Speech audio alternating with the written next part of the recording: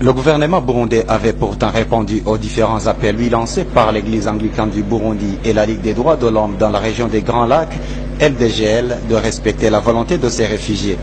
Le premier vice-président de la République, le Dr Yves Saïngouvou, l'avait aussi souhaité il y a des jours. Ce mercredi, la ministre burundaise de la Solidarité nationale, qui avait fait le déplacement au camp pour réfugiés de Gihinga, avait annoncé au terme de sa visite que l'autorité administrative de la province du Sud Kivu avait accepté le rapatriement de ces réfugiés pour ce jeudi.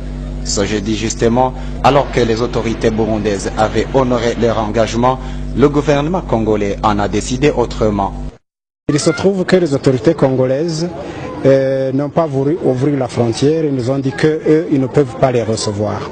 Et c'est pour cela que la question ayant été transmise aux échelons les plus élevés du pays, le gouvernement du Burundi a contacté le gouvernement du Congo et les deux gouvernements se sont entendus de se réunir demain. Il y a une forte délégation qui viendra de Kinshasa pour discuter de la question de ces réfugiés qui veulent se rapatrier spontanément. Les raisons avancées par Kinshasa seraient qu'ils n'avaient pas encore pris toutes les dispositions nécessaires pour accueillir ces fils et filles. En attendant que les délégations burundo-congolaises statuent sur le cas de ces réfugiés, le gouvernement burundais a décidé de ramener ces réfugiés au camp de Gihinga et a promis de les prendre en charge pendant tout le temps que cela prendra.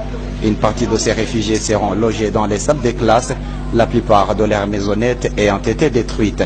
Du côté des réfugiés Banyamulenge, c'est un signe qu'ils ne sont pas les bienvenus dans leur propre pays. La mort devient plutôt préférable. Nous souffrons avec nos enfants. Nous regrettons que notre pays, notre propre pays, nous refuse. Comment se fait-il qu'ils nous fassent souffrir comme ça? Nous sommes battus chaque jour. Hein?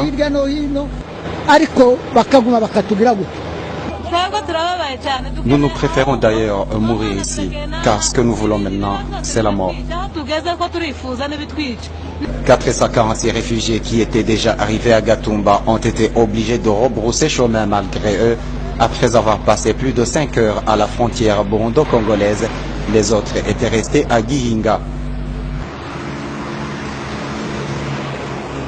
Même les Congolais qui ne sont pas des réfugiés qui en provenance de Bujumbura qui devaient se rendre au Congo n'ont pas pu traverser leurs frontières. La République démocratique du Congo ayant refusé d'ouvrir la frontière, le Burundi sera par après obligé de fermer sa frontière.